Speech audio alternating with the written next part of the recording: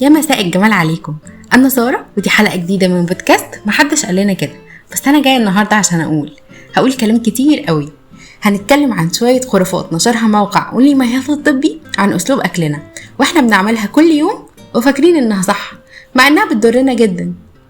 اول واهم خرافه بتقول ايه؟ بتقولك ان غلط تشرب ميه وانت في نص الاكل. يا عزيزي احب اقولك قوم اشرب ميه قبل الاكل وفي نص الاكل وبعده كمان. الميه دي اهم من الاكل نفسه.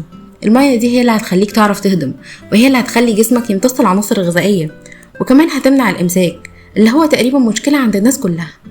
فيلا بقى قوم اشرب كوبايه ميه دلوقتي وشجع جهازك الهضمي على العمل. تاني خرافه بتقول ايه؟ بتقولك اتغدى واتمدى وتعشى واتمشى. اوبا الامثال. عادي جدا انك تحس بتقل بعد ما تاكل اكله دسمه وتبقى قاعد كمان بتنام على نفسك، بس حاول تمنع نفسك باي طريقه عشان النوم بعد الاكل على طول، وخاصه الغدا وانت ضارب المحمر والمشمر ده بيعمل لك عسر هضم وبيعمل حموضه في المعده وكمان بيعمل حرقان، فصحصح نفسك كده بعد الاكل. تالت خرافه بقى انا شخصيا بعملها بس هحاول ابطلها اكيد بعد اللي انا سمعته ده. بعد الاكل بنقوم نجيب طبق الفاكهه الكبير قوي ده بتاع ابو لهب ونقعد نضرب فيه، اصل الفاكهه هيلثي ومفيده وكمان بتساعدنا على الهضم.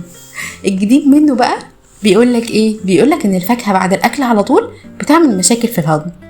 والله تعالى بسطها لك وفهمك بالراحه. بص يا سيدي، الفاكهه هضمها اسهل من اي اكل، فلما بناكلها بعد وجبه مليانه زي الغدا هتتخمر في المعده عشان الاكل اللي ملينا بيه معدتنا هضمه ابطأ. فعلى الاقل استنى ساعتين ولا حاجه بعد الاكل تكون معدتك خدت نفسها وهضمت، وريح قولونك شويه يا عم. رابع خرافه دي بقى هتيجي على جرح ناس كتير قوي، اللي ضميرها بيأنبها بعد ما تاكل وتقولك يلا انا هغسل ايدي دلوقتي واديها 10 كارديو في السريع. أم النشاط البدني اللي انت فيه. اكيد الرياضه حلوه ومفيده، مش بكسلك ولا بمنعك عنها، بس مش بعد الاكل.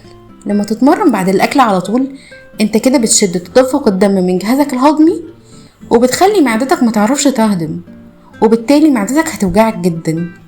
عايز تتمرن بعد الاكل؟ استنى شويه او قوم امشي مشي خفيف كده هيساعدك تهضم كويس. خامس خرافه دي انا سمعاها بقى بصوت ناس كتير قوي.